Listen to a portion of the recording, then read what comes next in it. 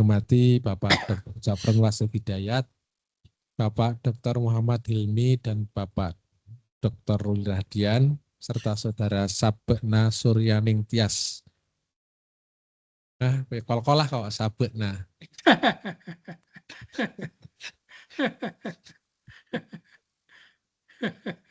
Baik, pada siang ini kita akan melaksanakan seminar hasil penelitian yang nanti akan disampaikan Saudara Sapna dengan judul Strategi Rehabilitasi Mangrove Berbasis Dinamika Sosiotemporal, Estimasi Stok Karbon Permukaan tahun 85 sampai 2025 berdasarkan analisis geospasial di Kecamatan Lembang. Bawah bimbingan Bapak Dr. Jafron dan Bapak Dr. Muhammad Hilmi. Ya. Pertama, kami persilahkan untuk presentasi.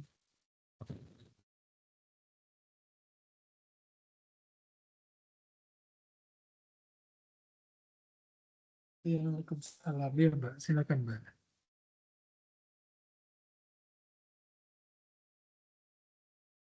Baik. Iya. Saya sambil Assalamualaikum uji tesis. warahmatullahi wabarakatuh.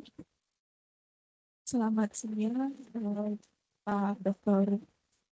Muhammad dan Bapak Jafron Wasif Hidayat, kemudian Bapak Helmi, dan juga ada Pak Ruli Hadian.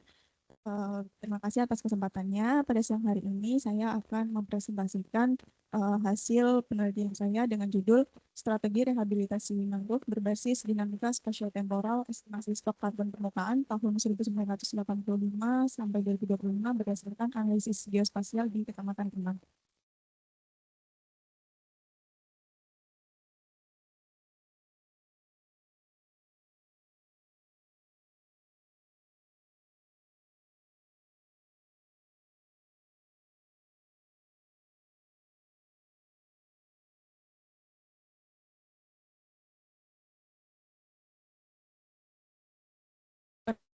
Penelitian ini dilatar belakangi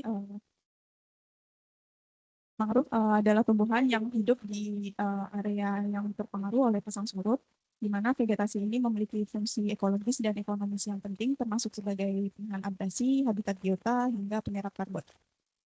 Indonesia sendiri memiliki sekitar 20% luas mangrove di dunia dengan keanekaragamannya yang tinggi hingga 243 jenis mangrove. Tetapi tekanan lingkungan akhir-akhir ini menyebabkan degradasi mangrove yang mencapai 182,91 hektar pada periode 2009 hingga 2019. Sejak tahun 1960-an di lokasi yang saya kaji, yaitu di kawasan Pasar Banggi dan sekitarnya, telah dilakukan rehabilitasi mangrove oleh masyarakat. Namun faktor degradasi ekosistem akibat kegiatan manusia masih menjadi tekanan yang besar bagi mangrove, seperti alih fungsi lahan mangrove menjadi tambak ikan dan garam yang terjadi di Desa Kabongan Lor, Irman, dan juga Pasar Banggi pada beberapa dekade terakhir. Teknologi penginderaan jauh ini dapat memetakan tutupan beserta stok karbon mangrove secara spasio-temporal dengan akurasi yang tinggi, meski data stok karbon berkelanjutan masih terbatas, terutama di wilayah Rembang.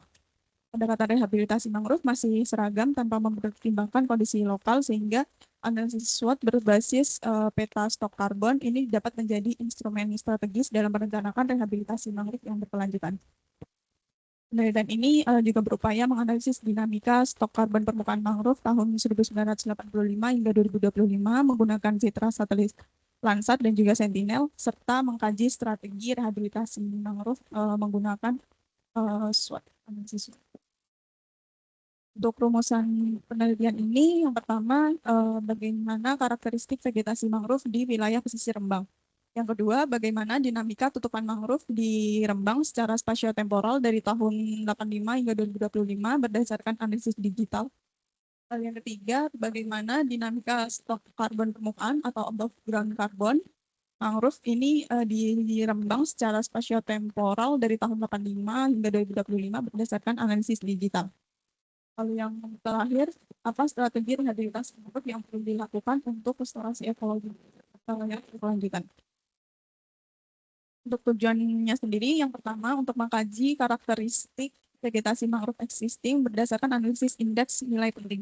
Yang kedua, menganalisis dinamika spatiotemporal perubahan tutupan mangrove tahun 85 hingga 2025 berdasarkan analisis geospasial, pengolahan digital citra satelit Landsat dan Sentinel-2A. Lalu yang ketiga, menganalisis dinamika spatiotemporal perubahan karbon permukaan mangrove tahun 85 hingga 2025 berdasarkan analisis geospasial, pengolahan digital, citra satelit Landsat, dan Sentinel-2A. Lalu yang terakhir, untuk mengkaji strategi rehabilitasi vegetasi mangrove berbasis dinamika spatiotemporal, stok karbon atas permukaan, dan analisis SWOT untuk restorasi ekologi mangrove berkelanjutan.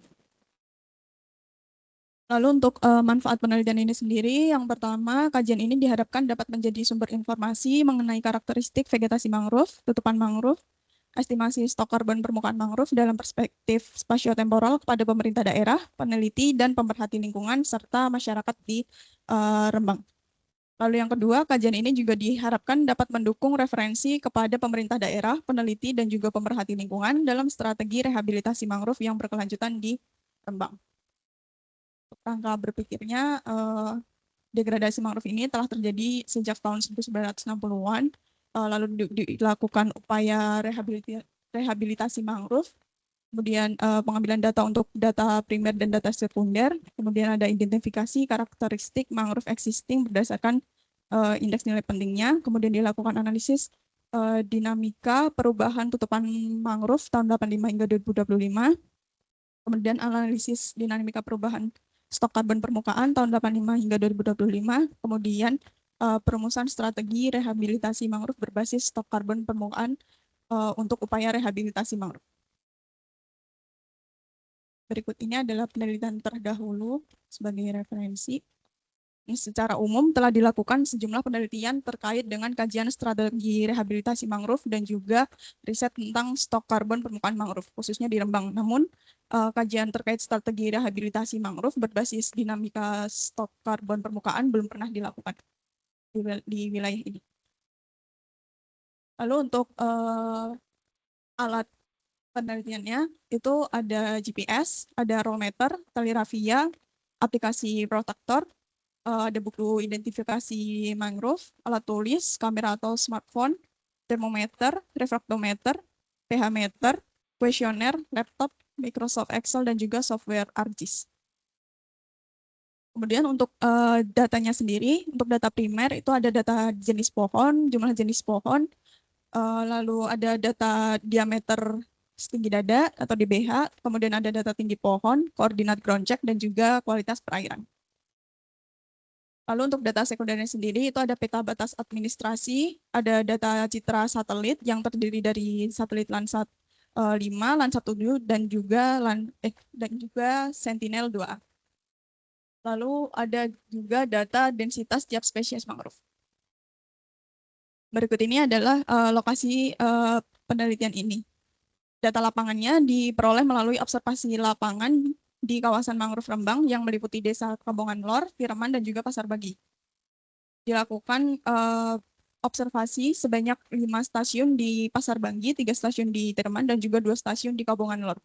Untuk kuesionernya sendiri itu dilakukan terhadap 30 responden yang dipilih berdasarkan pertimbangan pihak yang dianggap mengetahui. Untuk metode penelitiannya sendiri, metode deskriptif kuantitatif dengan analisis geospasial yang dapat memberikan gambaran pada suatu keadaan secara objektif dengan data numerik. Pendekatan ini juga dapat memberikan gambaran tren perubahan stok karbon pada ekosistem mangrove tahun 85 hingga 2025 di Kecamatan Rembang. Lalu kajian strategi rehabilitasi mangrove berbasis dinamika spatiotemporal stok karbon ini dikaji menggunakan pendekatan kuantitatif dengan analisis SWOT. Untuk pengumpulan datanya, untuk data primer dilakukan pengambilan data lokasi plot, yaitu sebanyak 30. Pada tingkat pohon itu dengan ukuran plotnya 10x10, untuk panjang 5x5 meter, terus untuk semai itu 1x1 meter, yang menggunakan metode purposive sampling berdasarkan kriteria dan pertimbangan tertentu. Lalu ada identifikasi jenis, kemudian pengukuran diameter batang setinggi dada orang dewasa, kemudian pengukuran tinggi pohon menggunakan protaktor, dan juga pengukuran kualitas perairan bersamaan dengan pengambilan data vegetasi. Kemudian untuk data sekundernya ada di data citra satelit yang terdiri dari satelit Landsat 5, Landsat 7, dan juga Sentinel-2A yang di-download atau diunduh melalui Google Earth Engine. Kemudian ada peta batas administrasi yang diunduh melalui website Global Administrative Area untuk memotong area studi. Dan juga ada data densitas pohon mangrove, itu sumbernya dari World Agroforestry Center. Dan untuk analisis data yang pertama itu ada indeks nilai penting. Untuk pengukuran indeks nilai penting pohon itu kerapatan relatif ditambah dengan frekuensi relatif, kemudian ditambah dengan dominansi relatif. Untuk pancang dan semai, INP hanya diukur dengan menjumlahkan kerapatan relatif dan juga frekuensi relatif. Untuk analisis data dinamika tutupan mangrove, ada pemotongan citra untuk memfokuskan di area studi saja. Kemudian ada komposit citra, kemudian perhitungan MVI, itu dengan menggunakan persamaan near dikurangin green per SWIR dikurangin. Untuk klasifikasinya seperti pada tabel di samping ini. Kemudian ada uji akurasi untuk menilai tingkat akurasi hasil interpretasinya secara digital maupun lapangan. Lalu dilakukan analisis perubahan tutupan mangrove, yaitu poligon mangrove dari 2 periode waktu yang berbeda itu di overlay menggunakan tools Union pada software ATKIS. Dan untuk dinamika stok karbon permukaannya, yang pertama dilakukan perhitungan biomasa permukaan. Itu menggunakan persamaan alometrik seperti ada yang di bawah itu. Kemudian dilakukan pemetaan stok karbon atas permukaan, di mana stok karbon permukaan di atas permukaan tanah ini dihitung dari 47% dari biomasa permukaan yang telah dihitungkan. Kemudian untuk persamaannya dan klasifikasinya ada di kemudian untuk model regresi itu menggunakan fungsi rumus Y sama dengan AX plus B antara nilai stok karbon permukaan sebagai variabel.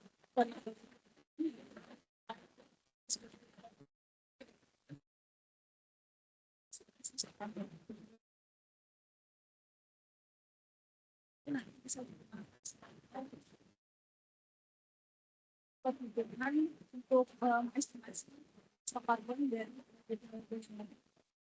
yang terakhir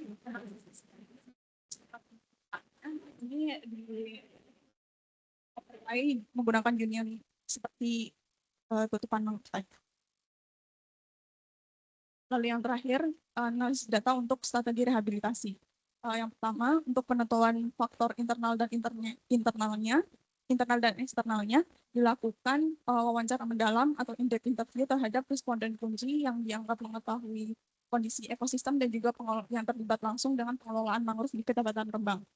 Lalu yang kedua ada analisis IFAS dan EFAS untuk penentuan bobot berdasarkan tingkat kepentingan terhadap masing-masing faktor yang kemudian digunakan untuk menghitung skor yang dihitung menggunakan bobot dan rating pada masing-masing faktor.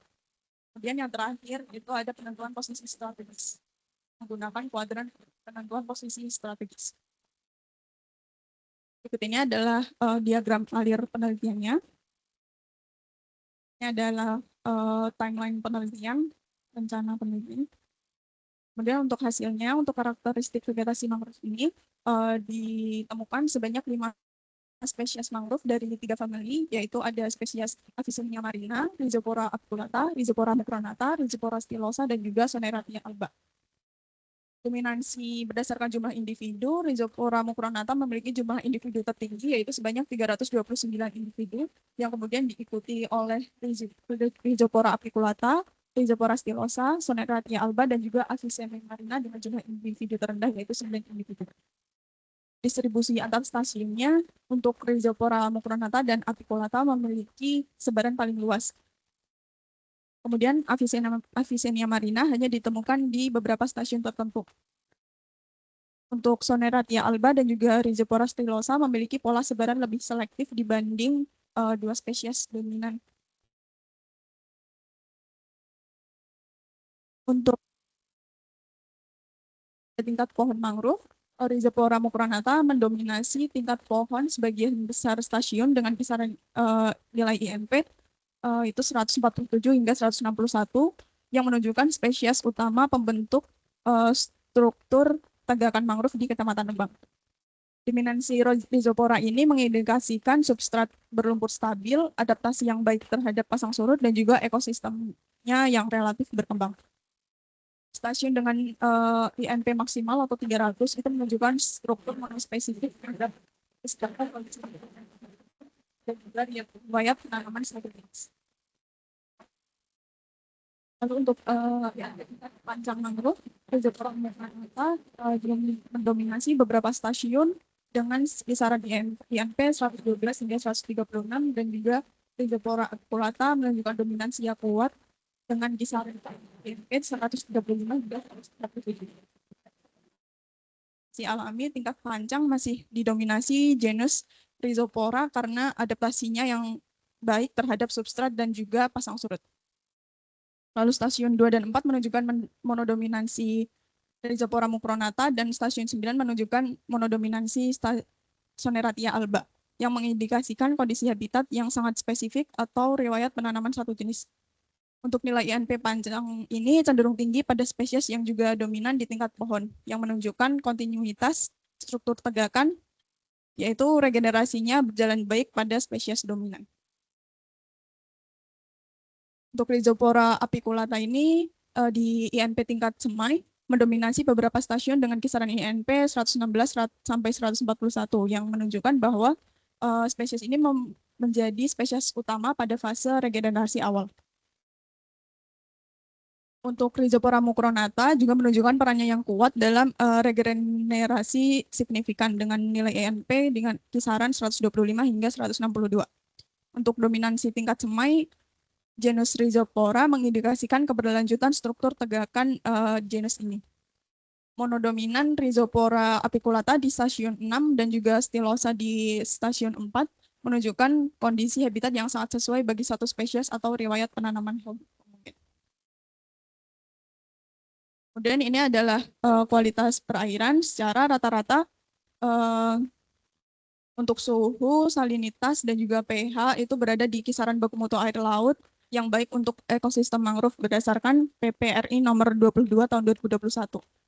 Kualitas air ini berperan penting dalam menentukan distribusi serta dominansi jenis mangrove, di mana kondisi tersebut sangat mendukung pertumbuhan mangrove dari genus Rhizophora. Kemudian ini adalah dinamika tutupan mangrove-nya. Penurunan tutupan mangrove terjadi signifikan pada tahun 1985 hingga 2005 dengan kurang lebih terjadi penurunan 18,27 hektar yang mengindikasikan periode degradasi mangrove kuat akibat konversi lahan menjadi tambak dan pemukiman. Lalu untuk fase pemulihan terjadi pada tahun 2005 hingga 2025 dengan kenaikan kurang lebih 29,27 hektar yang menunjukkan tren rehabilitasi dan juga pemulihan ekosistem. Pola dinamika USEP curve ini mengindikasikan adanya perubahan tekanan pemanfaatan lahan mangrove dan keberhasilan program rehabilitasi. Dan ini untuk uji akurasinya, untuk akurasi keseluruhan hasil piksel itu 82%, di mana 82% piksel berhasil diklasifikasikan dengan benar. Kemudian untuk produser akurasi atau seberapa besar data lapangan berhasil dideteksi atau diklasifikasi dengan benar, itu untuk mangrove 68%, untuk non-mangrove 96%. Kemudian untuk user akurasinya, untuk mangrove 94,4%, dan non-mangrove 75%. Untuk ukuran tingkat kesesuaian klasifikasi yang telah dikoreksi dari kemungkinan kesesuaian secara kebetulan, atau koefisien kappa, indeks kappa, itu 0,64, yang mana ini adalah kategori baik.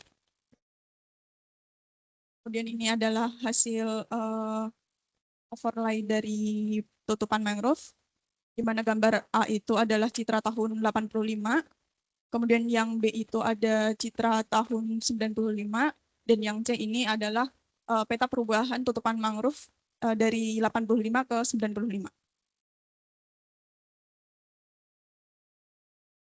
Kemudian ini ada citra tahun 95 dan 2005. Kemudian yang gambar C ini ada peta perubahan tutupan mangrove periode 95 ke 2005. Lalu ini ada citra tahun 2005 dan citra tahun 2016, di mana yang gambar C adalah peta perubahan tutupan mangrove periode 2005 ke 2016. Lalu ini yang terakhir ada citra tahun 2005 dan citra tahun 2016. Kemudian gambar C ini adalah peta perubahan tutupan mangrove pada periode 2005 hingga 2016. Lalu selanjutnya ada dinamika stok karbon permukaan atau above ground carbon mangrove atau AGC. Penurunan AGC ini signifikan pada tahun 1985 hingga 2005, yaitu terjadi penurunan kurang lebih 694 ton karbon. Ini sejalan dengan periode degradasi tutupan mangrove. Kemudian untuk pemulihan pada periode 2005 hingga 2016, di mana AGC ini meningkat menjadi 3.726 ton karbon. Ini menjadi penambahan terbesar selama rentang waktu penelitian, mengindikasikan fase rehabilitasi dan pertumbuhan biomasa yang sangat kuat. Kemudian untuk periode 2016 hingga 2025 terjadi sedikit penurunan menjadi 3.504 ton karbon yang mengindikasikan dinamika ekosistem masih berlangsung tetapi belum sepenuhnya stabil.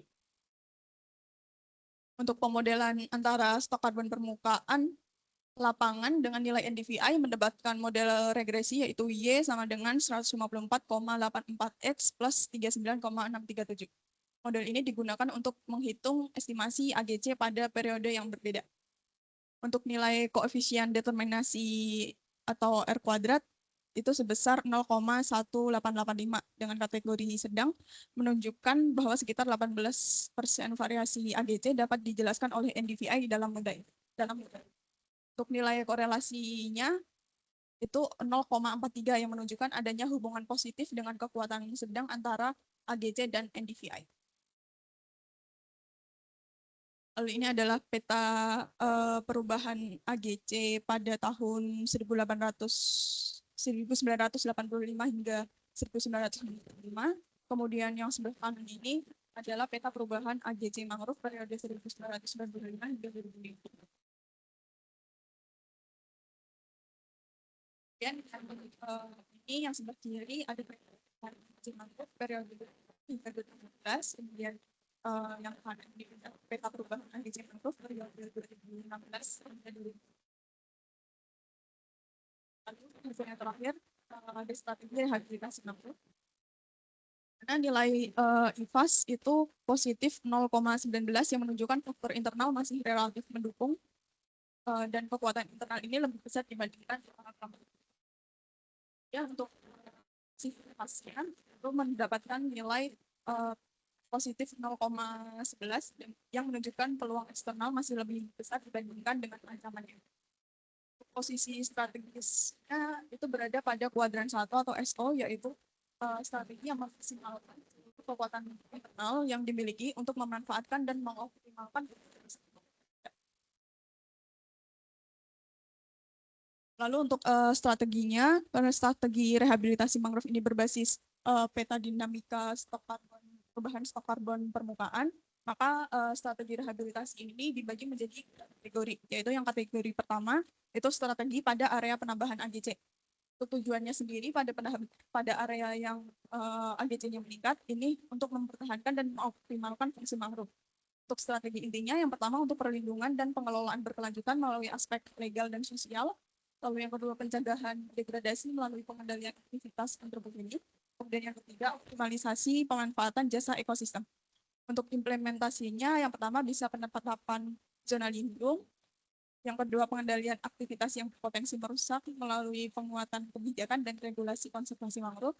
Yang ketiga penguatan kelompok masyarakat dalam perlindungan dan pengelolaan mangrove.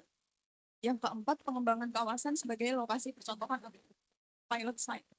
Lalu yang kelima, pemanfaatan teknologi geospasial untuk pengembangan dan AGC secara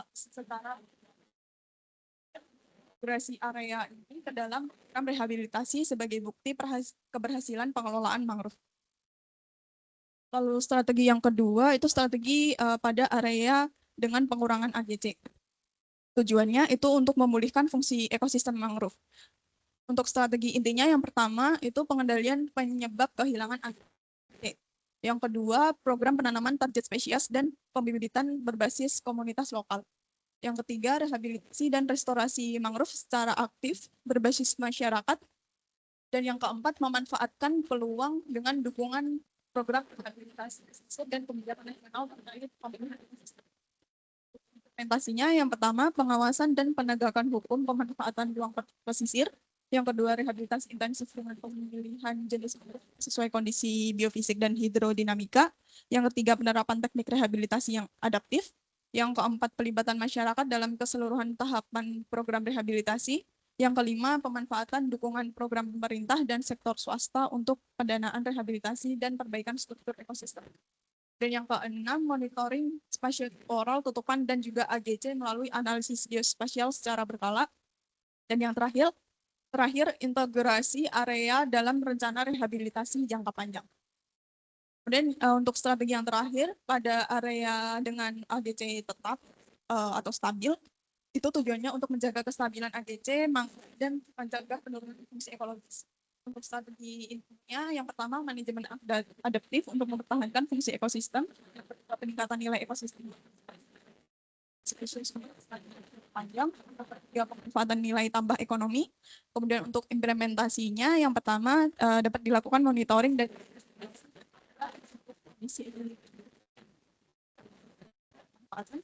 yang kedua pengawasan, peningkatan keanekaragaman jenis dan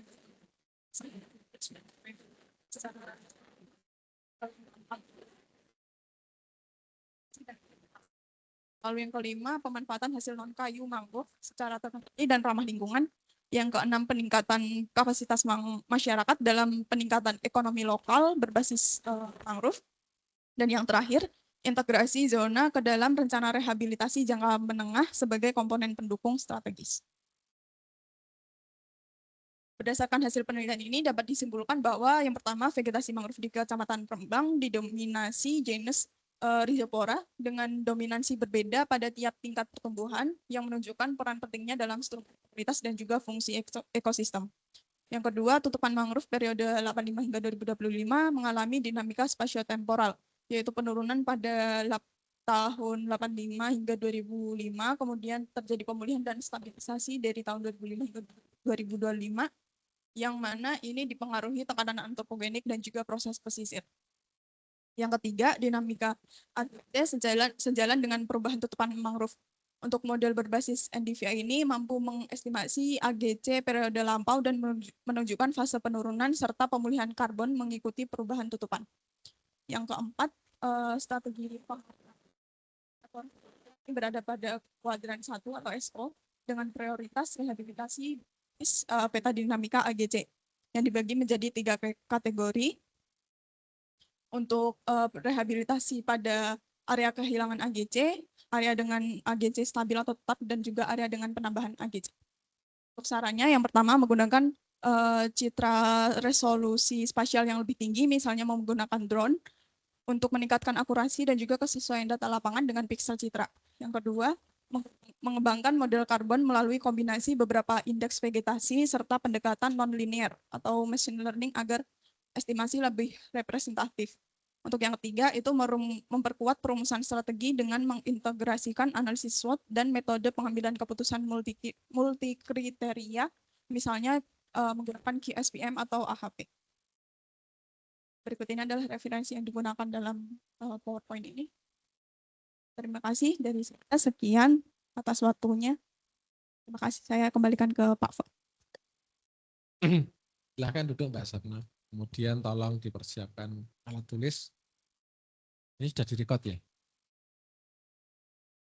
Sudah direkam sama Pak As? Sudah. Ya, baik. Kita yaitu sesi diskusi. Mohon izin saya sebagai ketua penguji pertama memulai untuk diskusi ini ya. Selamat ya Mbak Sapna sudah bisa menyusun naskah dengan cukup lengkap dan cukup baik.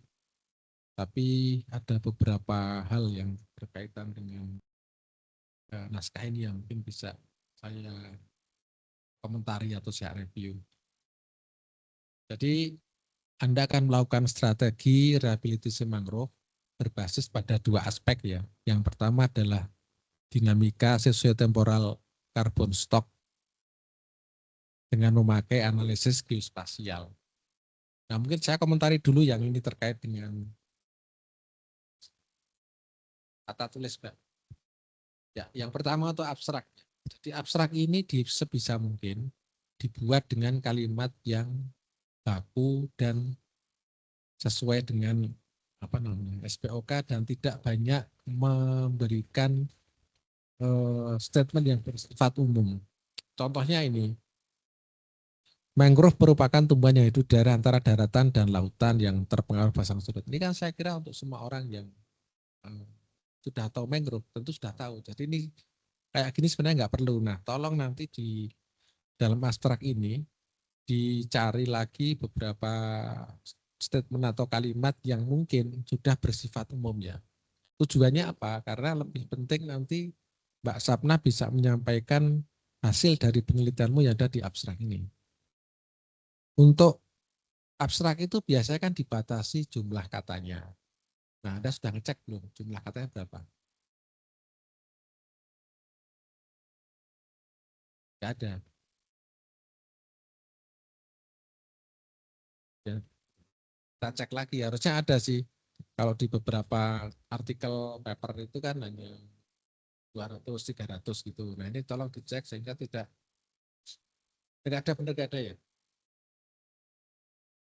Oke, kalau nggak ada, tapi terkait dengan pemilihan penulisan kalimat di abstrak itu sebaiknya diperhatikan ya Pak. Jadi jangan menuliskan sesuatu yang bersifat umum dan sudah diketahui banyak pihak.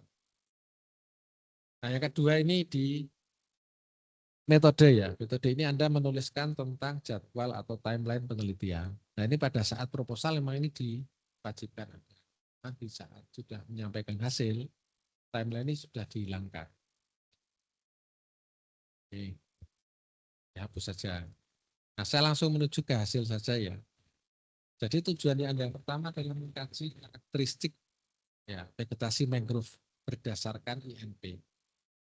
Nah, mohon bisa dijelaskan temuan Anda untuk karakteristik IN vegetasinya ya dengan melihat hasil INP Anda. Anda kan meneliti pada 3 habitus ya, di pohon, kancang, semuanya kan dihitung semua itu.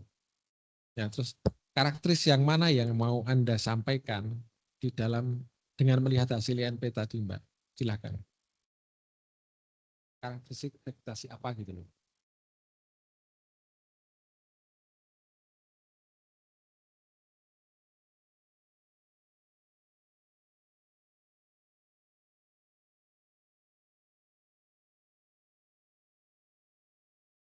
Berarti dari dominasi, bukan dari INP kalau gitu.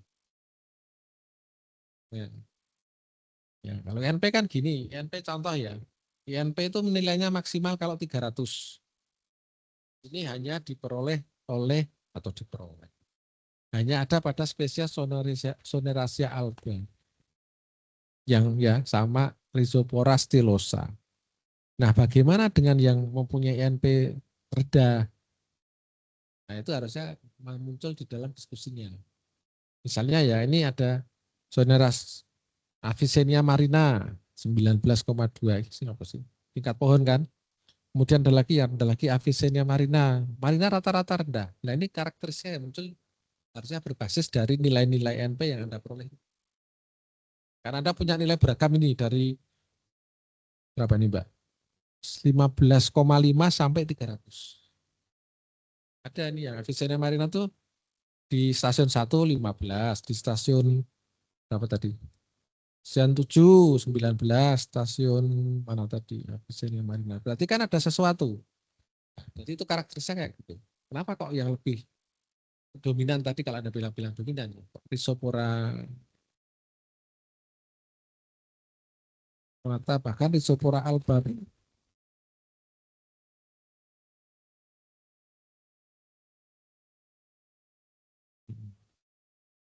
Nanti gitu ya. Ini yang Anda lihat ini kan hasil replantasi apa? Plantasi primer, alami. 10 stasiun ini.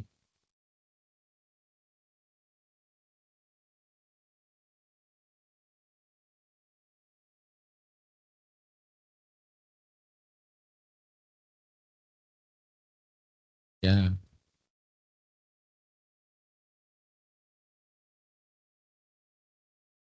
itu pakai luar ya, ke belakang. Hmm.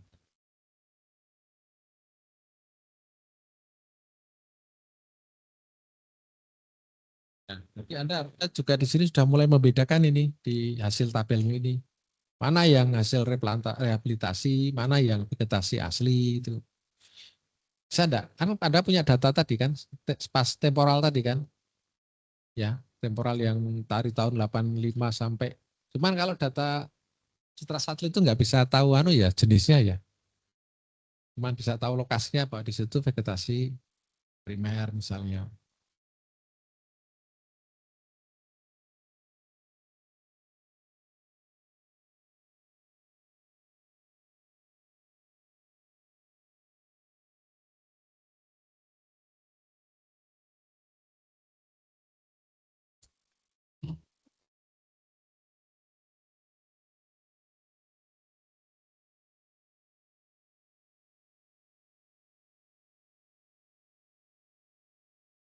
Oh ya, itu kemarin sudah saya tanyakan juga Pak ke yang dinas kehutanan karena awalnya saya bertanya ke dinas DLH itu diminta untuk bertanya langsung ke dinas kehutanan yang menaungi wilayah Rembang situ.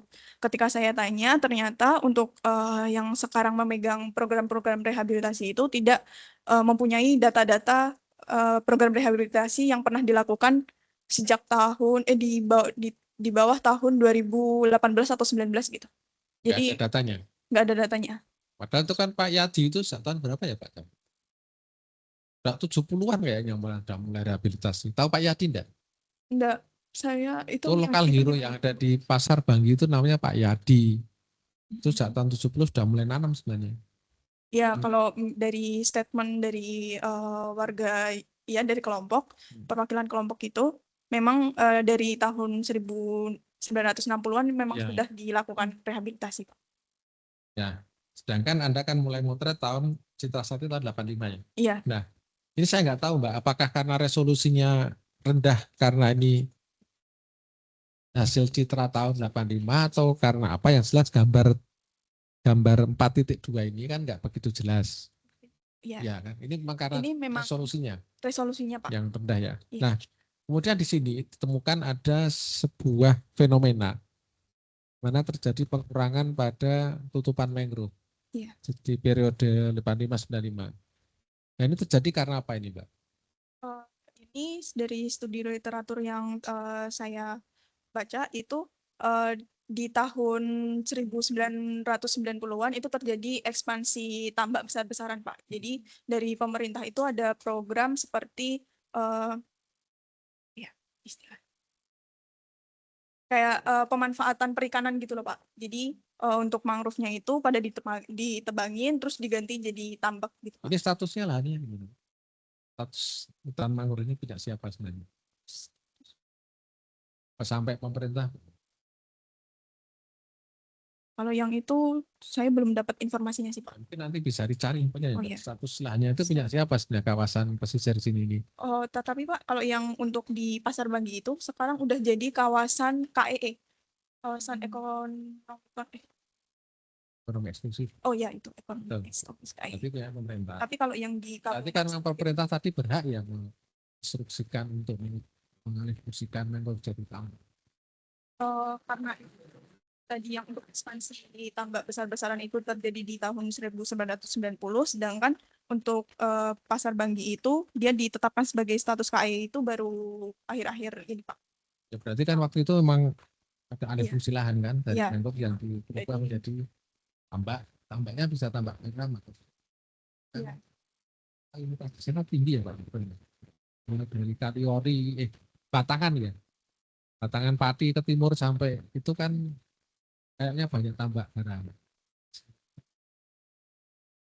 Ini kan terus dari tutupan ini kita akan menghitung AGC. Biomasa. Nah, di dalam penghitungan biomasa stok karbon itu kan ada 4 metode. Non-destruktif.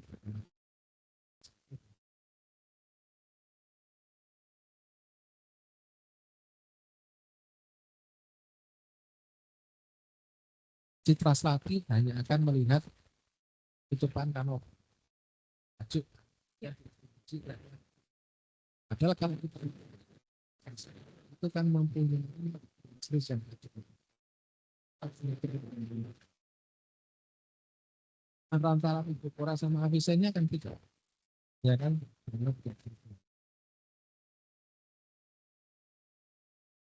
Tangke. Kalau nanti bisa kelebihannya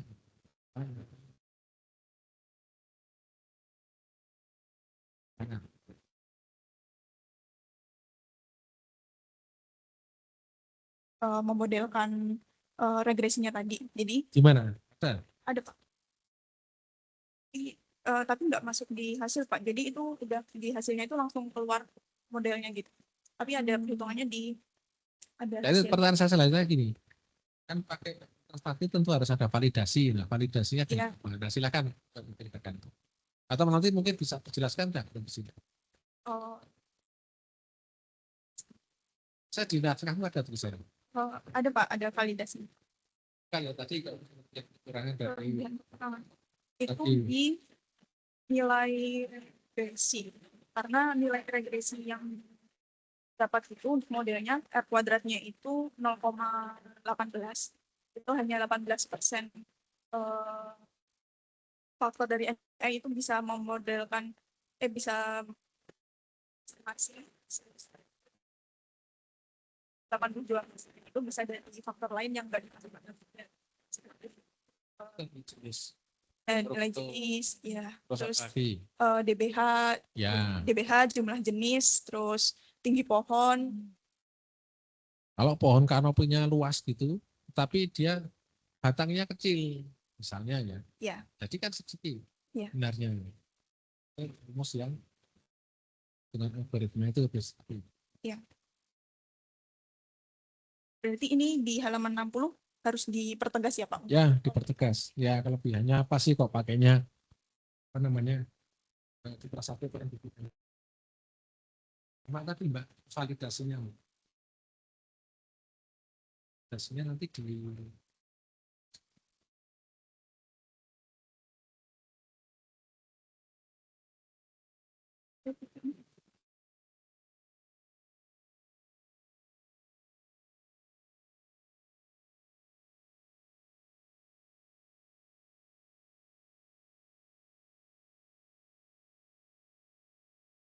Nah, ya ini kan Anda malah di metodenya ngukurnya pakai DB. Iya Pak, jadi dari yang data lapangan itu kan dapat data stok karbon lapangannya. Nah, dari data stok karbon lapangan ini kemudian diregresikan dengan nilai NDVI-nya, kemudian keluar model persamaan Y sama dengan AX plus B itu. Nah, dari model ini digunakan untuk mengestimasi dari periode-periode yang lain, karena untuk periode yang sebelum-sebelumnya kan tidak ada data lapangan. Dia bisa mengestimasi pas Yang sama Pak. Kalau ini kan kalau pakai yang ini kan harus existing sekarang kan? Ya. Pakai yang dan DPH itu. Nah ini kan ada metodenya. Nah ini hasilnya ada enggak? Ada Pak. Ada. Gimana? Maaf diambil kan? Enggak dikasih di sini. Iyalah nggak apa-apa nanti dibanding. Ini kan Anda kan metodenya ada ini ukur. Ya. dikerjakan juga.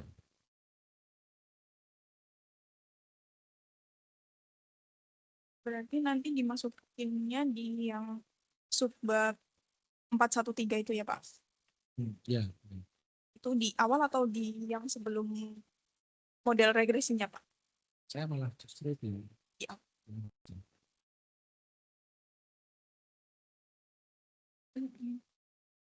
Oke, terus saya masuk ke strategi ya untuk pengelolaan atau rehabilitasi manusia. Ada memasukkan beberapa faktor internal dan eksternal ini di sini. Apa sih faktor internal itu? Itu faktor-faktor yang berkaitan langsung dengan kondisi di sana, kayak kondisi ekologinya, terus kemudian partisipasi masyarakat apabila partisipasi masyarakatnya aktif, seperti itu. Artinya apa? Berarti para faktor yang bisa dikendalikan. Yang bisa dikendalikan. Ya, kalau yang eksternal ya nggak bisa dikendalikan. Misalnya contoh kebijakan. Nah, kita nggak bisa mengendalikan kebijakan dari kepentingan misalnya. Tapi kalau kondisi existing mangrove itu bisa dikendalikan lah. Nah, di sini tadi ada kelemahan ya. Kelemahannya adalah keterbatasan pemilihan bibit jenis mangrove dan juga teknik penanganan yang kurang sesuai. Nah, Anda tahu ini dari mana ini? Maka jenis mangrove yang kita terbatas. Melihat tadi ada berapa spesies ya? Ada 5. 5 ya. Ya. Kemudian teknik penanaman. Bagaimana belajar dari tingkat keberhasilan? Bagaimana tingkat keberhasilan masyarakat sangat dengan variabilitas ini? Saya nanti di sini. Dan dasarnya dari itu. Iya. Ya. Kita dari situ ya. Saya untuk menentukan faktor internal eksternalnya ini melakukan in-depth interview Pak terhadap 2 responden saya kunci. Itu yang pertama itu ada Pak Sahal, yaitu beliau dulu pernah menjabat sebagai ketua kelompok di Pasar Banggi, kemudian sekarang menjadi pengawas atau penasehat. Lalu yang kedua itu respondennya itu dari pemerintah Pak, dari Dinas Kehutanan yang memang ibunya menaungi langsung program rehabilitasi atau penanaman di Rembang. Ya. Ada dasarnya ya. Iya. Anda membagi strategi ini menjadi 3 ya, AGC, pengurangan dan agresi. Ini skenario maksudnya. Iya Pak, skenario. Skenario. Tetap itu kan berarti bisnis as usual. Enggak.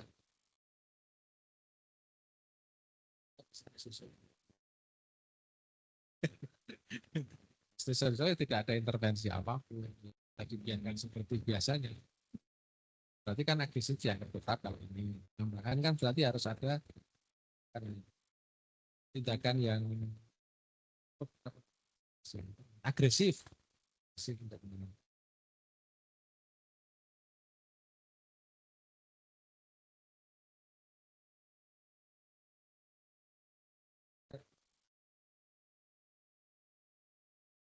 Siapa ini? Ngomong sebagai user itu siapa? Dari dinas. Tak tanyakan nanti lah. Nanti dipikir saya. Oh iya. Ya, tak tanyakan lagi. Karena nggak sudah exam. Ya terakhir ini Mbak. Kita sebelum masuk ujian tesis kan sudah sangat publikasi dan nah untuk publikasi sudah. Publikasi masih on proses Pak. Sekarang Jadi, sudah submit tapi. Sudah. Desember saya submit. Di mana? Di IJOC sama saya sekarang, karena di IJOC kemarin itu pas saya tanyakan itu pas di bulan Desember itu tadinya mau dimasukkan ke edisi Februari, tapi ketika saya mendaftar seminar hasil saya tanyakan lagi karena status artikel saya di IJOC itu masih in review.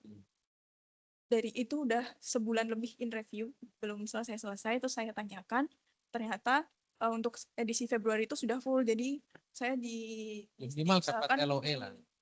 Nah itu juga atau gini, Anda kerjanya bisa paralel enggak? Terus saya sekarang itu masukkan ke beberapa. Ya, sekarang satu lagi di Modify gitu. kayak Mbak Cindy.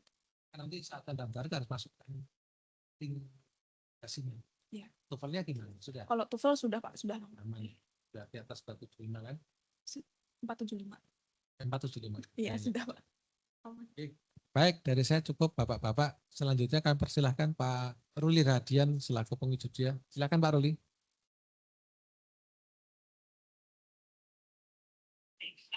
Baik. Ya, baik. Terima kasih Pak Fuad. Jadi untuk saudara siapa? Sabna ya namanya. Sabna Pak. ya. Selamat terlebih dahulu untuk saudara Sabna. Sudah berhasil menyelesaikan samplingnya ya untuk karakteristik mangrove di lapangan 30 plot ya. 30 plot. 30 plot ya. Di situ kemudian juga untuk data sekunder dari satelit mengumpulkan itu dan kemudian menganalisisnya sampai hari ini kemudian Anda coba mempresentasikan hasil penelitiannya. Ya, seperti tadi yang diungkapkan Pak Fuad ya, ini saya ada kesamaan ya untuk abstrak nanti bisa dimampatkan lagi ya betul. Jadi paragraf pertamanya masih terlalu umum lah untuk S2 rasanya mungkin sudah harus lebih fokus ke gap penelitiannya ya daripada menjelaskan definisi mangrove gitu ya untuk paragraf pembuka seperti itu mengarahkan ke gap penelitian Anda karena saya lihat gap penelitiannya kan cukup banyak ya dan bagus saya rasa data yang diambil berapa 40 tahun ya untuk data sekundernya lah dari itu tadi tahun 85 ya. Iya, dari 85 Jadi Pak. cukup lama datanya, cukup periodenya panjang. Kemudian juga untuk melihat ke strategi jadi cukup komprehensif gitu ya. Jadi itu mungkin yang dituliskan ya. Gap-gap itu yang saya rasa bagus untuk diangkat.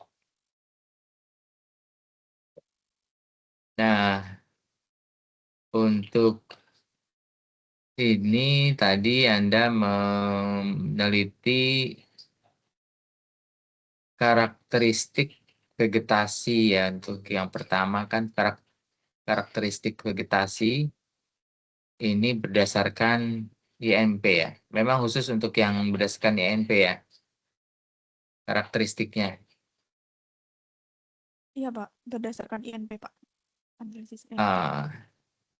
Nah di sini mungkin kalau saya lihat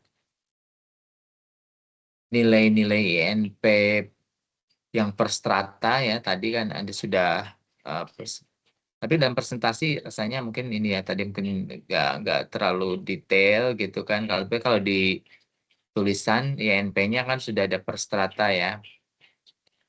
Nah untuk analisis secara ekologisnya mungkin bisa lebih agak itu ya agak dikembangkan begitu ya Sabna supaya sebetulnya saya tuh tertariknya dengan kaitan apa data primer yang sudah kamu dapatkan itu bisa berbicara ketika itu menjadi apa namanya bisa menjadi saling melengkapi dengan data yang dari satelit begitu. Karena saya masih belum benang merahnya mungkin belum terlalu kelihatan gitu ya antara data primer dengan data sekunder itu saling melengkapinya gitu ya. Di situ mungkin ini misalnya nanti kan bisa interpretasi struktur komunitas ya. Tadi memang sudah dibahas beberapa tentang indikasi regenerasi ya. Nah, tapi bagaimana dengan stabilitas komunitas ya? misalnya. Lalu adakah di sana dominasi monospesifik atau apa gitu ya? Yang sebetulnya datanya kan Anda sudah punya, tapi mungkin belum kegarap ya dalam analisisnya gitu kan. Yang ingin saya tanyakan, kan tadi yang mendominasi Rhizopora ya, betul ya? Iya, betul Pak. Nah, dominasi Rhizopora ini, Anda tahu tidak ini apakah hasil yang memang alami atau hasil dari rehabilitasi? Untuk dominansi Rhizopora ini itu hasil dari rehabilitasi Pak. Jadi memang setelah digali informasinya kepada pihak-pihak yang memang mengelola ekosistem mangrove di sana secara langsung, itu memang dari dulu untuk pemilihan jenis bibit untuk penanaman itu paling sering itu Rhizopora Pak, terutama Rhizopora mucronata. Gitu. Oke. Jadi untuk data satelit sampai tahun 2025 dan penelitian Anda samplingnya kapan? 2025 juga, ya kan? 2025, ya. Ya gitu. Nah di situ kan artinya data primer ini juga bisa menjadi pelengkap dari data sekunder yang sama-sama tahun 2025 ya. Iya Pak. Itu sehingga bisa kelihatan dari hasil Anda yang Anda itu kan sebetulnya berapa? Kok itunya 10 plot apa 30 plot sih? 30 plot Pak dari 10 stasiun. 3. Oh, 10 stasiun ya. Oh Ya. iya ya, 10 stasiun ya. Dari 10 stasiun itu bisa menggambarkan ya kan mewakili apa-apa yang juga ada di data dari satelit kan ya. Itu bisa nggak kelihatan juga misalnya tutupan kanopi gitu ya. Tutupan kanopi dari warnanya misalnya di sini densitas warna gelap tidaknya warna hijaunya ya. Kalau misalnya hijau dari mangrove itu antar misalnya Rhizopus dengan spesies lainnya bisa dibedakan nggak? Kalau secara Kalau dari satelit ya Pak. satelit ya. Secara umum tidak bisa membedakan Oke. jenisnya Pak. Jadi data-data yang Mungkin ada beberapa yang memang kalau warna daunnya terlihat berbeda itu mungkin bisa dibedakan. oh, jadi yang kamu ukur di sini di tutupan itu tidak ada kaitannya dengan itu ya. Jadi tidak kaitannya dengan space. Mungkin nggak ada gradasi itu tidak bisa menunjukkan ya. Meskipun nanti kan kalau misalnya ada gradasi, karena kamu juga punya data primer, kemudian dari gradasi itu kamu bisa terjemahkan gitu ya, gradasi warnanya dengan spesies-spesies yang memang sudah kamu data langsung diambil data primer dari lapangan, nggak bisa ya? Sepertinya tidak bisa Pak. Nggak bisa ya. Iya.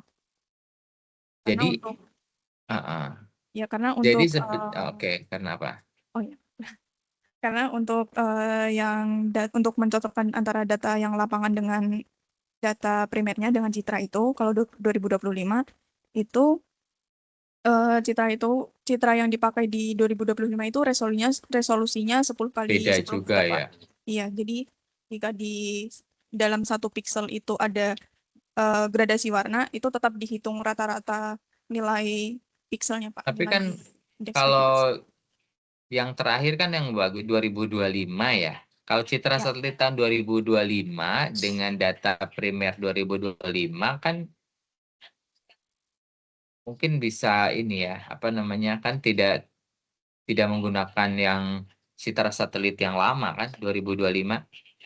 Iya, pakai 2025. Ya itu yang saya maksud. Kan 2025 kamu juga melakukan samplingnya 2025 gitu kan. Jadinya nah di situ. Tapi oke lah kalau misalnya soalnya saya masih belum melihat itu si data primer ini benang merah dengan apa yang kamu lakukan untuk yang dari data satelit itu bisa nggak jelaskan supaya saya bisa paham bahwa apa kontribusinya Boleh diulangi Pak ya. untuk pertanyaannya? Ya, yang data primer yang kamu ambil secara langsung, kamu bisa menjelaskan seperti apa ya karakteristik vegetasi yang kamu maksud eh, di tujuan satu ini dikaitkan dengan tutupan kanopi maupun satu lagi dinamika stok karbon ya, dinamika stok karbon ini. Baik Pak, izin saya untuk menjelaskan. Mhm. Untuk dari karakteristik mangrove di Kecamatan Rembang ini sendiri itu dominansi tertinggi itu dari genus Rhizopora, terutama untuk jenis Rhizopora mucronata. Nah, untuk Mhm. hubungannya apa dengan nilai tutupan dan juga nilai above ground karbonnya ini, jadi untuk tutupan itu jika dilihat dari tahun 2005 hingga 2025 itu terjadi peningkatan yang sangat besar Pak untuk tutupan mangrove-nya. Nah, itu sesuai dengan dominansi dari indeks nilai penting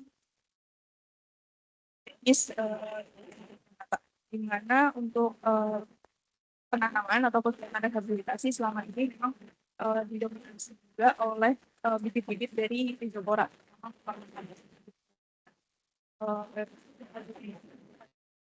Terjangkau dan dapat akses semua pihak. Oke, suaranya tadi sempat putus-putus ya, tapi secara umum bisa saya dapatkan ya. Jadi intinya di situ. Nah, itu mungkin yang perlu dalam tulisan Anda lebih dielaborasi seperti itu ya. Benang merah itu mungkin harus di apa? Dituliskan dengan lebih jelas lagi gitu ya. Seperti itu. Kemudian juga dalam penyajian data pun saya rasa akan lebih baik kalau memakai grafik ya. Tadi kan Anda masih belum ya, masih banyak tabel ya. Tabel ya, untuk karakteristik vegetasi dan apa itu supaya kelihatan. Nah, tadi pada saat presentasi saya juga melihat ya dan juga di skripsi mungkin grafik akan lebih mudah ya untuk diinterpretasikan, apalagi yang baca gitu ya. Di situ. Ini perlu. Lalu Anda kan tadi pakai analis untuk tutupan mangrove-nya, di situ kan regresi ya, ada nilai regresi 0,1885. Terus disebutkan di situ kategori sedang ya, kamu bilangnya ya. Iya Pak. Maksudnya apa? Ini maksudnya modelnya itu kekuatannya sedang untuk mengestimasi above ground carbon dari tahun-tahun yang lain, Pak. Jadi belum secara nilainya belum cukup tinggi untuk merepresentasikan nilai stok karbon secara aktualnya gitu. Tetapi untuk melihat polanya itu sudah cukup baik gitu, Pak.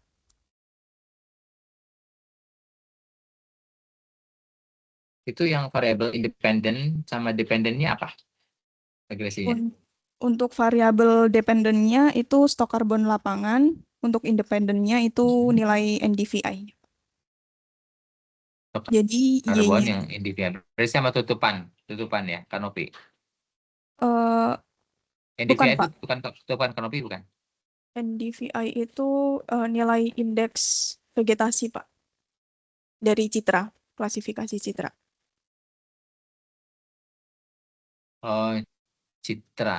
Iya, jadi untuk NDVI itu indeks vegetasi yang dia melihat klorofil atau tingkat kehijauan dari tutupan tajuknya, Pak. Apa bedanya dengan tutupan kanopi? Sama, Pak, tutupan kanopi dengan tutupan tajuk. Tajuk. Ya kan maksud saya itu kan. Jadi kamu lagi melakukan regresi terhadap tutupan kanopi dengan stok karbon kan maksudnya? Ya, dikit, Pak. Iya, yang regresi itu, ya kan? Nah, di situ. Jadi itu yang perlu di highlight ya. Dan jadi di situ perlu dibahas yang itu kaitan dinamika tutupan dengan faktor ini mungkin faktor antropogenik ya. Di situ. Tadi yang dikatakan kan lebih ke arah alih fungsi ya, tambak maupun apa perikanan ya. Iya, Itu di tahun-tahun yang ada penurunan yang besar-besaran itu ya. iya, Pak, dari Nah itu 85 sampai 2005. oke. Hmm. Mungkin itu sudah ini belum diperkuat dengan penelitian-penelitian sebelumnya. Sudah, Pak, itu sudah Oke. sesuai dengan penelitian-penelitian sebelumnya. Sudah didukung. Kalau untuk yang tadi karakteristik vegetasi juga mungkin akan menarik jika laporkan juga ini perbandingannya dengan penelitian terdahulu ya di lokasi yang sama. Kan mungkin sudah ada juga ya penelitian di sana di lokasi yang sama, terutama untuk melihat perubahan struktur komunitas di sana. Iya, Pak. Gitu.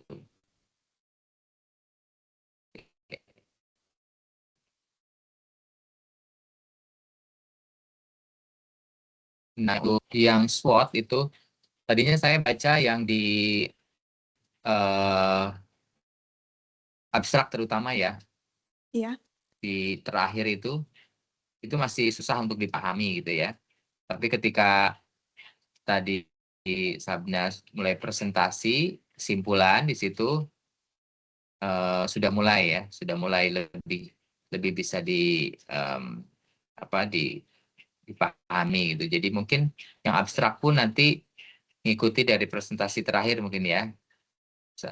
Artinya dalam hal kesimpulan itu terutama yang SWOT jangan terlalu umum ya. Jadi yang harus ditekankan kan justru hasil penelitiannya bukan masuk ke gradien berapa ke gradien berapanya ya misalnya itu, tetapi ya di gradien itu tuh seperti apa gitu kan, itu yang harus diungkapkan. Tapi mungkin tadi yang sudah dipresentasikan lebih baik daripada yang ada di abstrak. Lalu juga di metode tadi Anda kan menuliskan tentang metode yang purposif ya. iya, Pak. Ya, purposif kemudian Anda menjelaskan apa itu purposif. Cuma menurut saya di situ tadi definisi purposifnya masih definisi per definisi gitu ya. Nah, sebaiknya kan apa tadi didefinisikan sebagai apa purposif? Berdasarkan kriteria dan pertimbangan tertentu, Pak. Nah, itu pertimbangan Anda apa, kriteria dan pertimbangan Andanya apa, itu yang belum dijelaskan, ya kan? Jadi Ya, jangan bilang tertentu kan itu definisinya. Nah, Anda sendiri kriteria sama pertimbangannya apa? Gitu. Dituliskan ya, apa coba? baik Pak. Pertimbangannya apa Untuk memilih stasiun di situ dan ada 10 baik Pak. Untuk stasiun dan pertimbangannya itu, freeport-nya. Mm-mm. ya untuk pertimbangannya itu sebelum ke lapangan itu saya memetakan dulu mana lokasi yang memiliki tutupan yang rendah, sedang, dan juga tinggi, Pak. Nah, dari situ saya mengambil perwakilan-perwakilan dari lokasi yang tutupannya sedang, tutupannya tinggi, dan juga tutupannya rendah. Begitu, Pak. Akan tetapi beberapa lokasi itu misalnya untuk yang tutupannya rendah, ketika ketika di lapangan itu aksesnya sangat sulit, Pak. Jadi mengambil yang terdekat dari lokasi tujuan. Begitu, Pak. Stasiun Oh, tujuan. yang enggak. Begitu. Oh, itu ya. Jadi mempertimbangkan akses ke stasiunnya juga, Pak.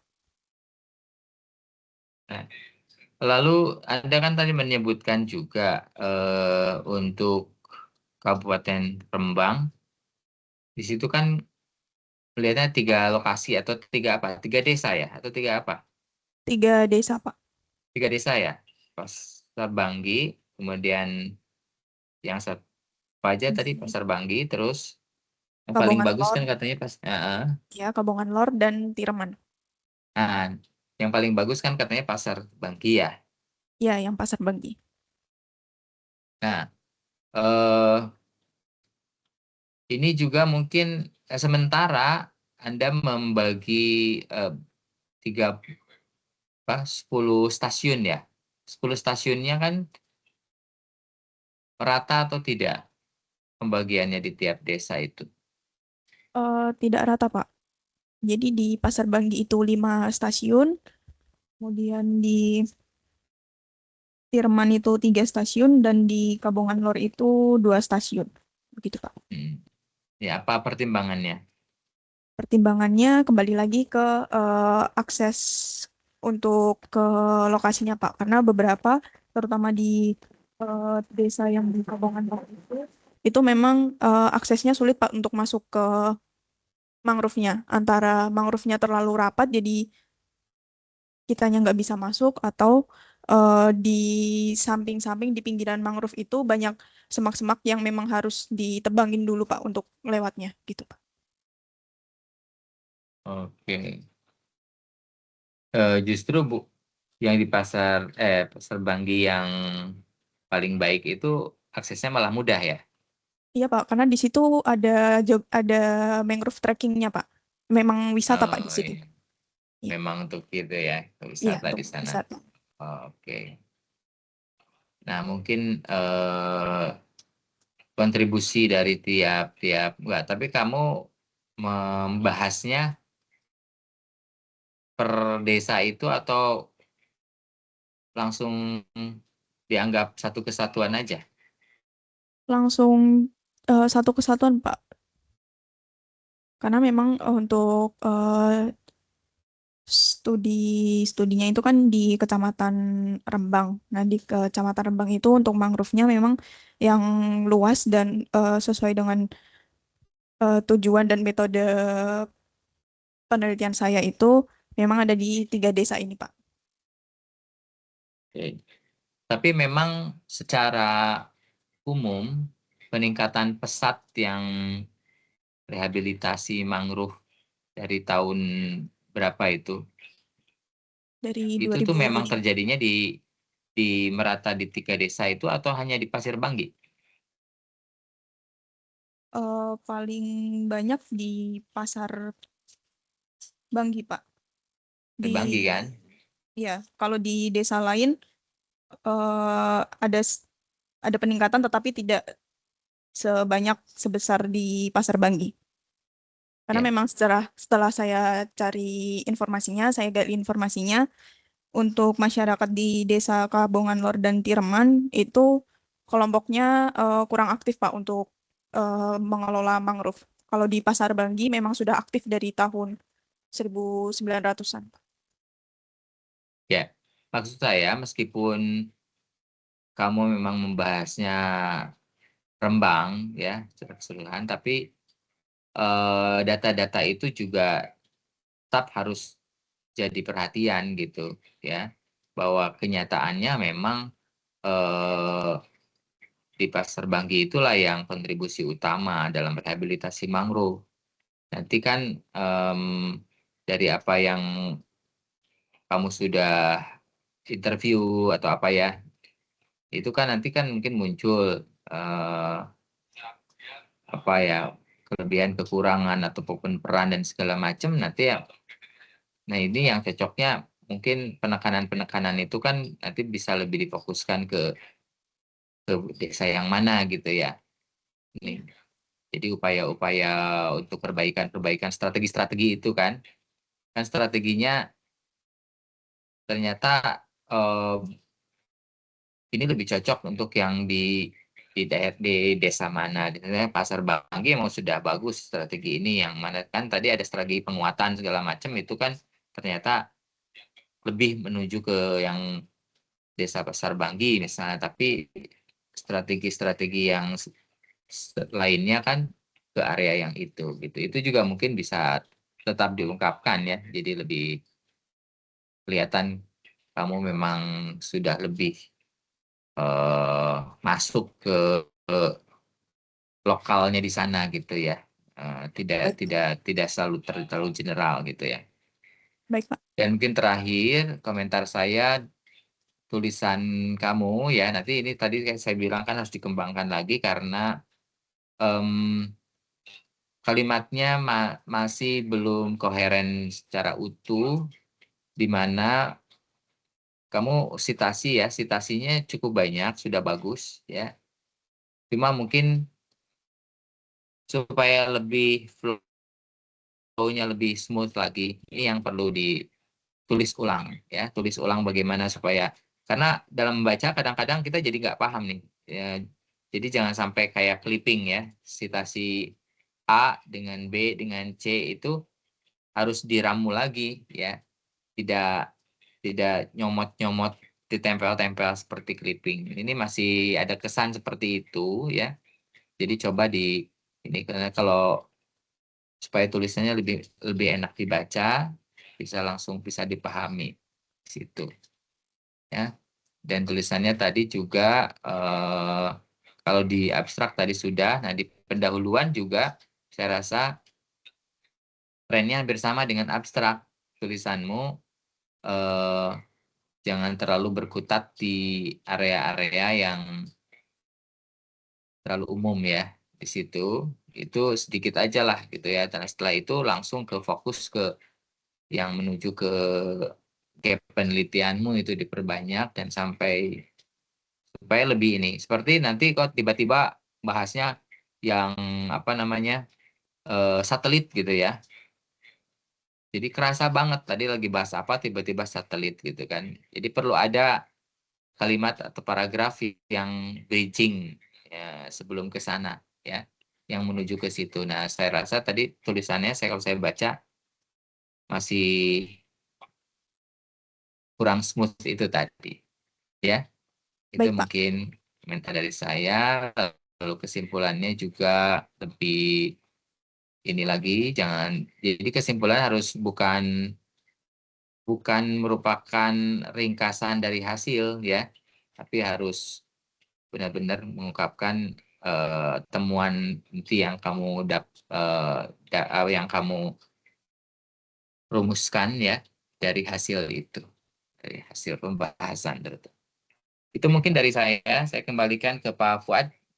Terima kasih. Terima kasih Pak. Baik, terima kasih Pak Ruli atas masukan-masukannya ya. Oh ya, silakan Mbak.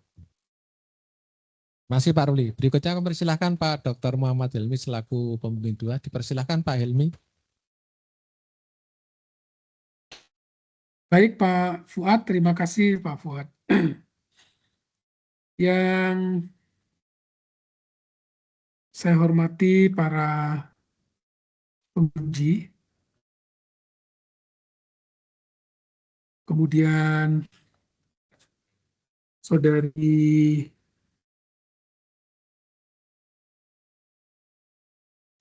Sapna yang melakukan ujian pada siang hari ini. Yang pertama saya menyampaikan selamat ya. Sapna Suryaning Tias itu sudah sampai pada ujian seminar hasil penelitian tesis di siang hari ini. Dari awal yang awam terkait dengan pemodelan geospasial sampai turun ke lapangan, mengolah data, dan seterusnya sampai pada saat ini. Ya. Nah, ini sudah saya lihat perkembangan yang luar biasa karena mulainya dari nol gitu ya. Kemudian mengambil penelitian terkait dengan stok karbon. Jadi saya ucapkan selamat ya Sapna Suryaning Tias sudah sampai di fase ini. Baik, terima kasih Pak. Ada beberapa tadi berbagai masukan sudah cukup bagus ya. Masukan-masukan yang signifikan tadi disampaikan Pak Fuad, Pak Ruli tadi bagus ya, sangat mendasar. Nah itu dicatat kemudian diperbaiki. Nanti catatan dan koreksinya itu disampaikan ya ke Pak Ruli dan Pak Fuad. Yang ditanyakan kemarin yang ini sudah dikoreksi di halaman sekian, misalnya tabelnya di bawah itu. Ya. Sehingga penguji tidak lupa yang kemarin ditanyakan apa, yang sudah diperbaiki yang mana gitu kan, yang tahu Sapna yang mencatat ya. Sehingga nanti penguji memudahkan penguji melihat apa yang ditanyakan itu sudah diperbaiki semua atau belum gitu ya. Jadi dibuat apa namanya tabel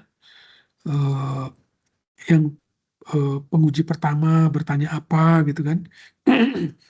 Kemudian responnya gimana, saran diterima, sudah dilakukan koreksi pada halaman sekian misalnya gitu. Ya seperti itu. Kemudian ada bagian-bagian yang perlu saya konfirmasi ya. Jadi pada kajian ini itu dinamika stok karbon permukaan atau above ground carbon itu sudah dihitung ya tahun 1985 sampai 2025 ya. Betul ya? Ini ada typo nih di 1985 sampai 3005 gitu ya. Typo di bagian halaman berapa itu ya? 82. Nanti silakan diperbaiki. Nah, cuman gini, di dalam penyajiannya itu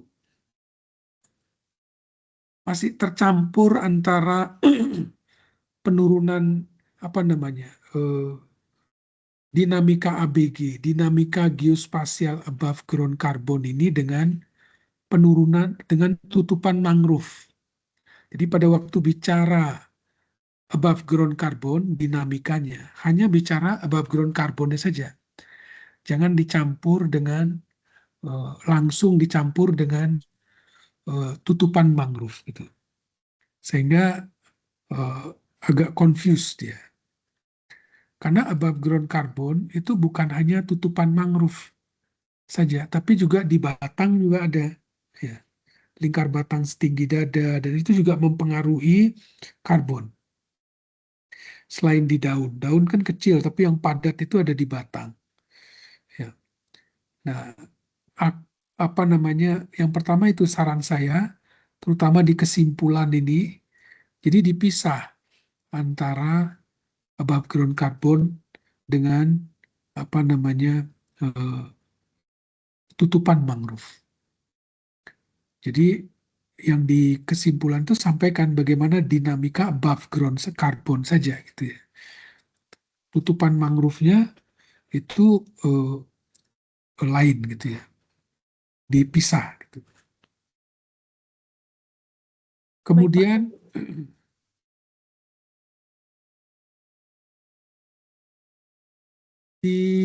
saya lihat di hasil itu sudah kelihatan ya bahwa pengelolaan dan rehabilitasi mangrove berada pada kuadran 1 ya, berada pada kuadran 1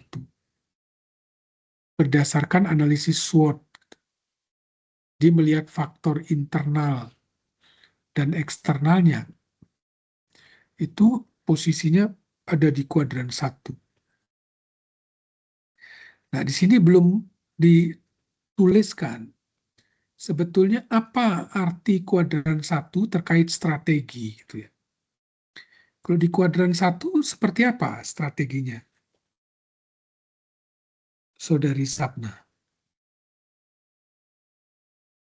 Untuk strateginya saya cantumkan di pembahasan Pak di halaman. Hasil itu juga strategi itu masih di hasil tuh. Belum di pembahasan. Tapi kenapa menggunakan strategi itu? Nah, itu di pembahasan. Karena selain menentukan plot dia di kuadran berapa, itu dari posisi kuadran aja sebetulnya tahu bahwa strateginya itu apa gitu ya. Pernah tahu enggak tuh, Mbak? Coba nanti dilihat lagi di SWOT ya. SWOT analisis itu setiap kuadran itu sudah punya strategi itu. Dan ada namanya dia. Kemudian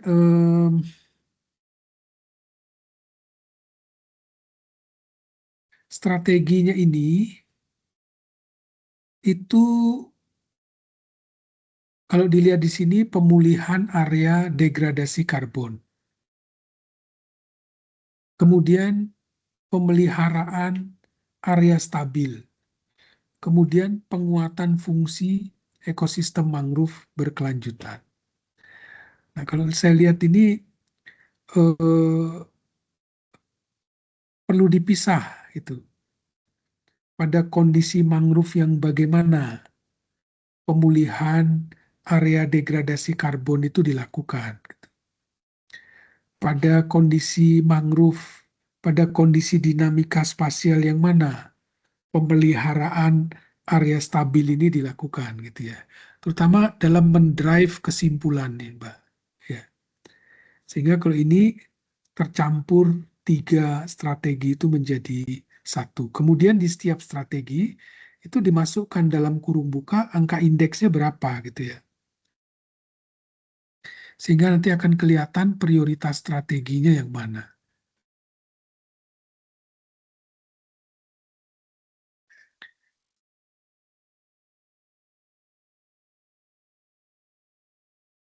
Baik Pak Fuad, mungkin sebagai pembimbing itu yang bisa saya sampaikan. Kalau yang lain-lain saya sudah lihat dan kita sudah sering diskusi ya. Saudari Sapna termasuk cukup rajin untuk konsultasi. Jadi pada bagian JS dan pemetaannya juga saya lihat cukup baik sehingga tidak banyak komentar-komentar saya di sana. Ya. Terima kasih Pak Fuad. Ya. Terima kasih Pak Helmi atas arahan dan masukannya. Terakhir kami persilahkan yang satu Pak Dr. Jafron. Monggo Pak Jafron. Baik, terima kasih Pak Fuad. Selamat siang. Assalamualaikum warahmatullahi wabarakatuh. Waalaikumsalam warahmatullahi wabarakatuh. Dr. Helmi, Pak Fuad, juga Pak Ruli PSD, Pak Dr. Fuad. Terima kasih sudah menyampaikan diskusinya dari awal tadi. Dan saya juga mengidentifikasi ini beberapa poin masih memang harus diselaraskan. Jadi saya setuju bahwa antara agisi dan tutupan karbon ini bisa dikaji secara tersendiri. Nanti yang lain-lain termasuk nilai indeks dan sebagainya akan ketemu di SWOT. Jadi ketemunya di sana. Jadi untuk masukan-masukan Kamu meneliti menggunakan. Silakan Pak Helmi. Jadi Silakan untuk lanjut Pak Jafron. Ya, iya. Untuk SWOT baik IFAS maupun EFAS ini kita melihat ada beberapa indikator yang sebenarnya harus dipertanyakan. Jadi misalnya munculnya indikator serangan hama dan mangrove pada mangrove muda. Ini kan munculnya tiba-tiba sekali begitu. Jadi tidak terident di awal, tidak diskusi di depan itu belum menyinggung itu. Jadi mungkin harus dicarikan alternatif apa yang terkait dengan indikator baik itu dalam hal indeks nilai penting, kemudian juga AGC-nya, kemudian juga tutupannya begitu.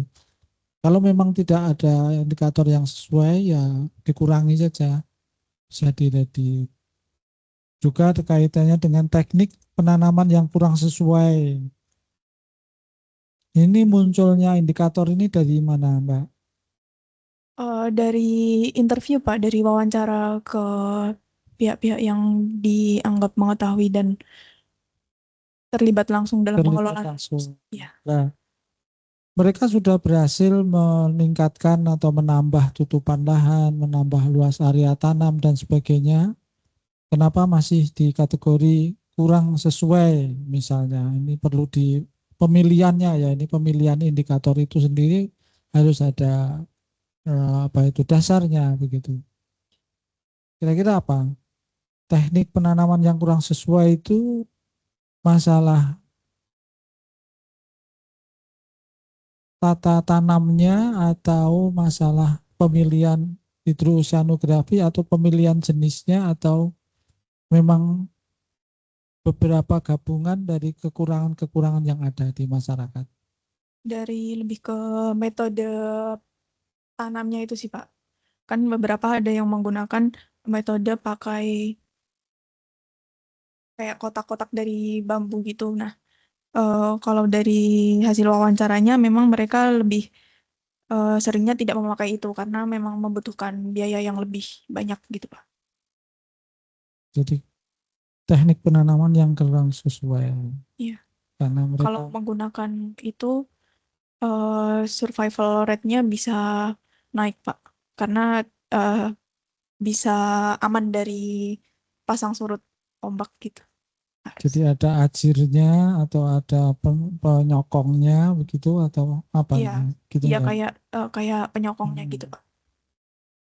Kalau kurangnya pendanaan itu ya hampir semuanya, tetapi toh tanpa ada sumber dana yang mencukupi ya semuanya harus berjalan. Jadi ya termasuk memilihkan lokasi yang ideal, termasuk menggunakan teknis yang sesuai, termasuk dengan perlindungan-perlindungan biologis yang lain itu kan juga intinya untuk menyederhanakan komponen pembiayaan. Jadi itu juga bisa ditiadakan kalau itu cenderung normatif ya malah nanti diketawakan masa kegiatan kok selalu identik dengan dana yang mencukupi atau berlebih ya ini kurang sesuai. Kemudian model persamaan tadi sudah dikonfirmasi bahwa di pernyataannya R kuadratnya masih lemah 0,18 ya Mbak. Ya. Tapi di kesimpulan itu ada tersirat mempunyai ikatan yang erat. Nah itu kata ketambahan erat saja di kesimpulan sudah itu meskipun di belakangnya juga dijelaskan gitu kan. Ada keterkaitan secara prinsip. Kesimpulan keterkaitan eratnya dengan dinamika tutupannya sih Pak. Maksudnya polanya hampir sama, relatif sama. Ya ada keterkaitan gitu aja. Nanti adapun bentuk keeratannya itu sesuai dengan R kuadratnya. Kemudian di dalam luasan antar periode dengan ada 3 status itu, status berkurang, bertambah, tetap. Warna hijau. Ya. Pada status tetap itu saya belum paham. Dari gambar-gambar yang ada, gambar 4.2, 4.3 itu periode waktunya beda, tapi gambar tetapnya itu angkanya berubah-ubah. Itu gimana, Mak? Bisa dijelaskan?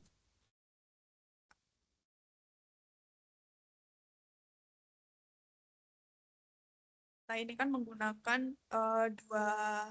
dua layer poligon dari tahun yang berbeda. Kemudian di overlay. Nah, untuk yang mangrove yang dari tahun, misalnya dari tahun 85 dia ada, terus di 95 dia ada, jadi dia jadinya tetap gitu, Pak. Masih kurang jelas, Pak. Jadi yang tetap yang tetap sudah itu, eksis pun bisa berkurang, tetapi upaya rehabilitasi tetap akan menambah.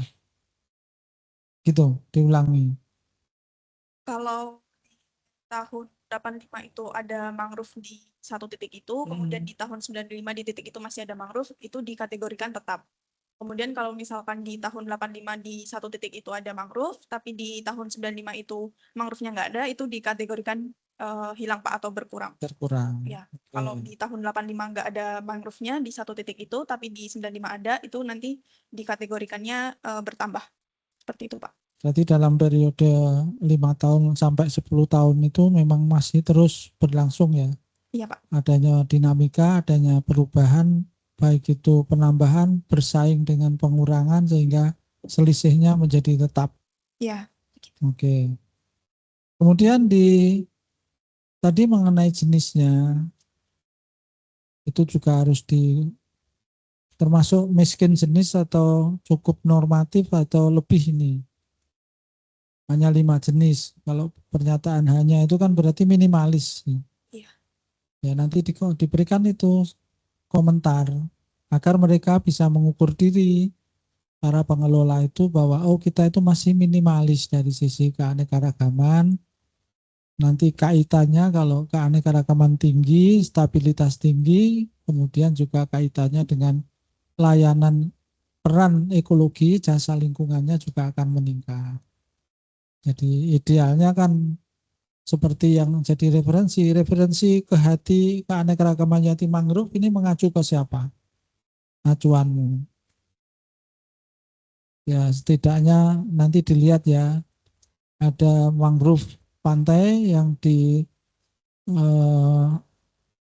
oleh Ibu Nur siapa gitu, Nor, yaitu ada banyak jenis di sana. Sehingga dari membandingkan yang ada di Rembang ini dengan yang ada di referensi Nor masih jauh sekali. Sehingga proyeksi untuk menambah ke hatinya itu sangat besar. Ya, gitu jadi biar tidak monoton. Monoton itu yang repot ya, harus dikasih tahu, harus diungkapkan bahwa kalau jenisnya sedikit, nanti ada gangguan satu faktor saja, entah itu penyakit, entah itu hama, entah itu mekanik, ombaknya besar ya satu rusak semuanya. Jadi itu yang perlu diperkaya dengan metode-metode dengan jenis-jenis yang bervariasi. Jadi kemudian untuk dasar pemilihan stasiun, jadi ada beda-beda. Apakah stasiun-stasiun ini juga mendapati perlakuan rehabilitasi yang sama di tahun yang sama semuanya? Ada dari 85 itu semuanya ada di 3 stasiun ini. Kalau dari 3 ini sepertinya dari tahun 85 itu memang sudah ada rehabilitasinya, Pak. Cuman di 3 stasiun itu, di di 3 3 desa itu. iya. Cuman memang kembali lagi ke peran aktif masyarakatnya tadi, Pak. Di Pasar Banggi itu memang masyarakatnya itu sangat aktif, tetapi untuk yang di Tirman dan Kabongan itu masih tergolong kurang gitu, Pak. Jadi angka perbedaan luasan, perbedaan kualitas tutupan lahan dan sebagainya nanti secara akumulasi mengganggu terhadap angka-angka yang tadi muncul enggak, Mbak? Karena partisipasinya yang rendah, keberhasilannya yang rendah, tutupan lahan yang rendah di desa, di 2 desa sisa itu. Apakah itu akan mengganggu status stok karbon, CGE, AGC-nya, sehingga menjadi kecil atau menjadi kurang erat hubungannya begitu, kira-kira mengganggu nggak sampai ke sana? Kalau dibandingkan dengan Pasar Banggi mungkin akan sangat jauh berbeda, Pak, nilai angkanya. Ya, akhirnya secara bareng-bareng, secara rata kan akhirnya malah menurunkan tuh. menjatuhkan kinerja atau akumulasi above ground carbon yang ada di secara umum di sana, karena dua wilayah sisanya itu kinerjanya atau tampilannya rendah gitu. Iya, Pak. Jadi itu nanti akan mempengaruhi terhadap secara umum kondisi loh. Dikunjungi orang, ada tempat wisata, didatangi pengunjung di Kaliori, nah ternyata lulus. Ini sudah lebat sekali, sudah banyak, masa angkanya masih kecil sekali. Angka tertinggi berapa, Mbak, untuk nilai karbon yang ada di sini? Berapa tertinggi di mana?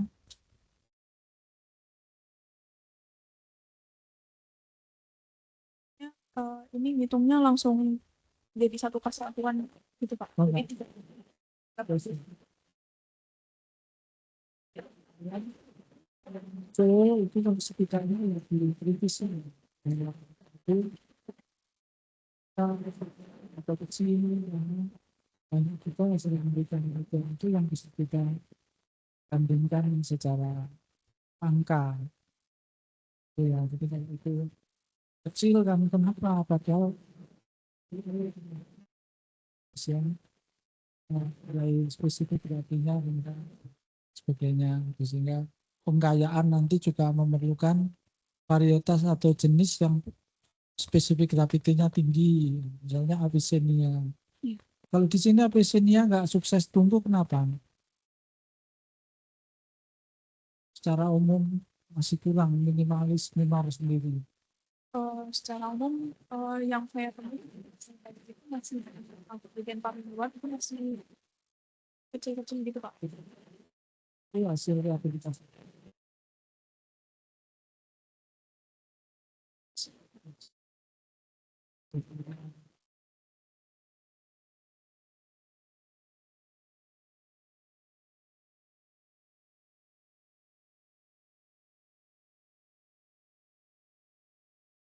Tinggi kecil.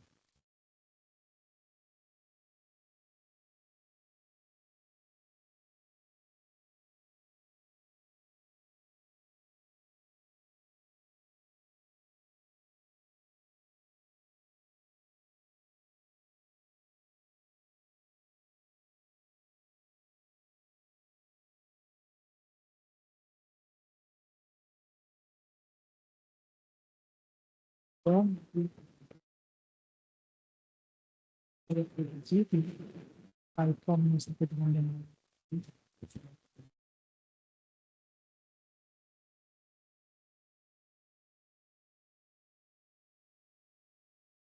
dari kita ya. Saya kira demikian Pak Fuad dan kita Bapak yang lain, Pak Ruli dan juga Pak Heni. Terima kasih untuk masukan sehingga ini bisa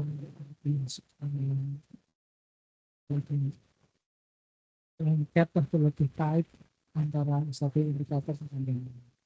Selamat siang, Assalamualaikum warahmatullahi wabarakatuh.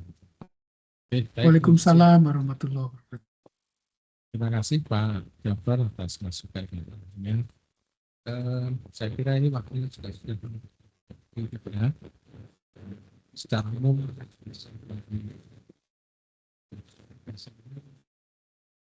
silakan Pak Uji bisa mengirimkan nilainya ke dan untuk seminar hasil surat ini terima kasih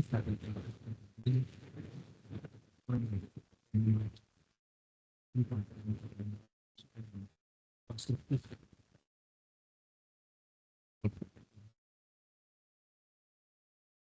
Oh iya, suatu dapat ya. Ya, jadi untuk penilaian ini Udah ada AB. Ya.